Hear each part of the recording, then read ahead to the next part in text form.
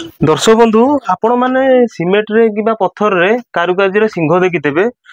आम एठी रामचंडी मंदिर जो सिंह देखिलु ये सिंह आमको किए तैयारी करला भाया लगुनि, प्राकृतिक भाया लगुच मन को जमती माने शिलारू आकृति कि सिंह आकृति सेटा भी लगुच। ए सिंह विषय रे आम पाखे अच्छा जड़े ये मंदिर जड़े सेवक तांगु टे पचारि दिया तो सार सिंह विषय रे कौन कहे जो पत्थर आकृति अच्छी ये आगु पूर्व पुरुष माँ से मन को से गढ़ी आम कई गड़ा गड़ी करना माने ये जो आकृति देखा माँ मन गढ़ी मन गढ़ा आज्ञा ये कई पूर्व पुरुष जेज बापा मन सब देखी देखी आज्ञा माने माँ माने हा पछर किछि किंवदंती रही कि आगु कौन घटो कि न घटो घटे सी जानते